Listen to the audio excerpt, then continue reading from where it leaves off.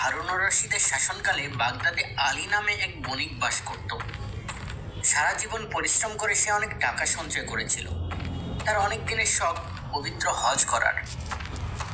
একদিন কিছু প্রতিবেশী তার সাথে দেখা করতে আসে। আসসালামু আলাইকুম ভাই আলী। ওয়ালাইকুম আসসালাম। কি ব্যাপার ভাই, তোমরা সবাই একসাথে? আমরা শীঘ্রই মক্কা শরীফে পবিত্র হজ করতে যাচ্ছি। তুমি কি আমাদের সাথে যাবে ভাই? আমারও তো যাওয়ার খুবই ইচ্ছা ভাই, কিন্তু কি ভাই? কিন্তু আমার যে অর্থগুলো সেগুলো নিরাপদ আশ্রয়ে কোথায় যে রাখবো, এটাই হলো সমস্যা। এটা আর এমন কি, তুমি তো চাইলে অর্থগুলো খলিফার নিকটেও রেখে যেতে পারো, অথবা তুমি কোনো বিশ্বস্ত বন্ধুর কাছেও তো রেখে যেতে পারো। আচ্ছা ঠিক আছে, আমি একটু চিন্তা ভাবনা করে তোমাদের জানাচ্ছি। ঠিক আছে ভাই, তবে তাড়াতাড়ি জানিও। তারপর অনেক চিন্তা ভাবনা করে আলী একটি বড় কলসি কিনল এবং মক্কায় যাবার সমস্ত খরচ বাদে বাকি অর্থ কলসিতে রেখে সেটা জলপাই দিয়ে পূর্ণ করলো। তারপর পাশের বাড়িতে বিশ্বস্ত বন্ধু নাজিমের নিকট গেল। আসসালামু আলাইকুম বন্ধু। ওয়ালাইকুম আসসালাম। কি খবর বন্ধু? আমি তোমার কাছে একটা সাহায্যের জন্য এসেছি। অবশ্যই, বলো কিভাবে তোমাকে সাহায্য করতে পারি। বন্ধু, আমি কিছুদিনের জন্য মক্কা যাচ্ছি। তুমি যদি আমার এই জলপাইয়ের কলসিটা কিছুদিনের জন্য আমানত রাখো তবে খুবই উপকৃত হতাম। এই সামান্য বিষয় নিয়ে এত ভাববার কি আছে? তুমি কলসিটি এখানে রেখে নিশ্চিন্ত মনে মক্কা শরীফ যেতে পারো। এই বলে খুশি মনেই বন্ধু নাজিম আলীকে নিশ্চিন্ত করে বিদায় দিল। আলী অন্যদের সাথে মক্কা রওনা হলো। এদিকে প্রায় 2 বছর চলে যাচ্ছে, এখনো আলী ফিরে আসেনি। একদিন নাজিমের স্ত্রী ও নাজিম খেতে বসেছে। আমার না খুব জলপাই খেতে ইচ্ছে করছে। এখানে কোথাও কি জলপাই পাওয়া যাবে? কেন, আমাদের ঘরেই তো জলপাই আছে। কি? কোথায়? মনে নেই?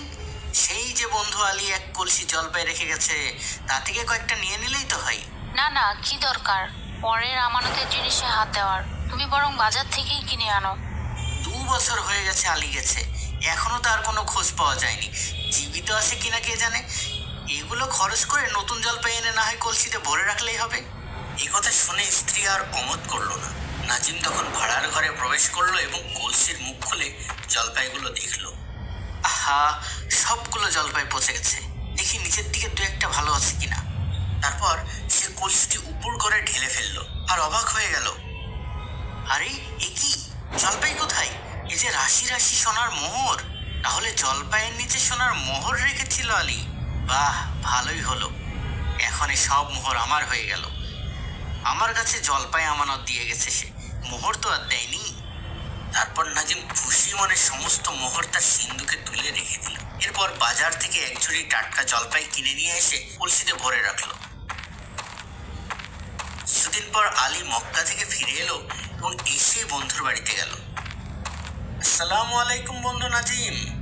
ওয়ালাইকুম আসসালাম বন্ধু আলী। মক্কা থেকে কবে ফিরে এলে? কালকে রাতেই ফিরেছি।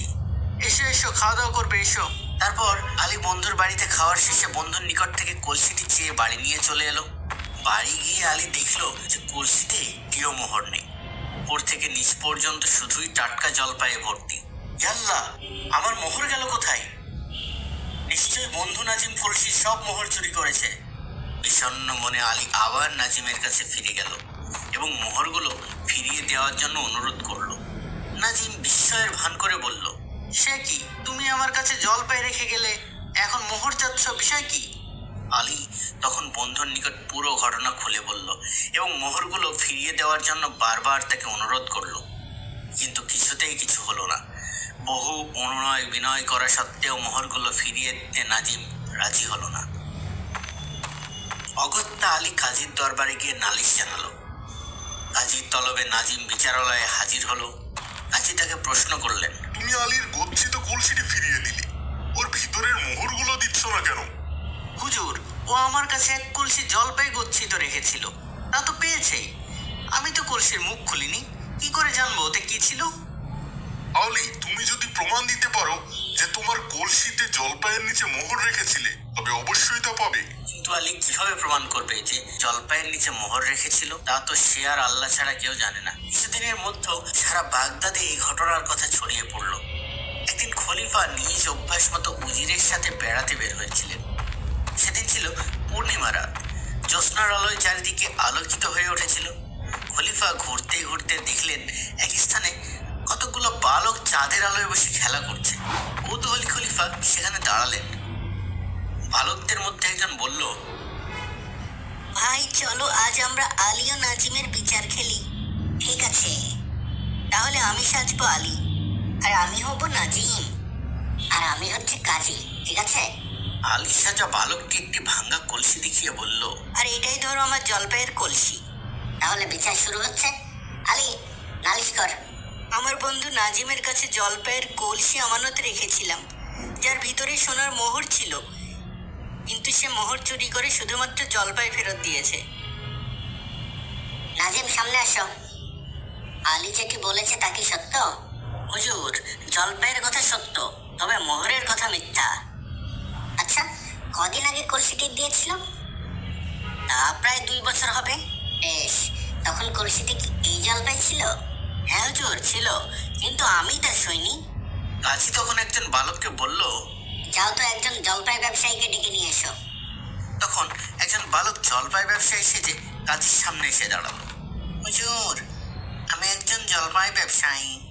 আচ্ছা, জলপাই কতদিন পর্যন্ত ভালো থাকে বলো তো? যত্নে রাখলে বড় জোর 6 মাস টাটকা থাকে। কাজী তখন সেই কলসিটি দেখিয়ে বলল, এই জলপাইগুলো দেখো তো কতদিনের। ব্যবসায়ী পরীক্ষার ভান করে বলল, হুজুর, বেশি হলে 1 মাস আগে এগুলো গাছ থেকে পাড়া হয়েছে।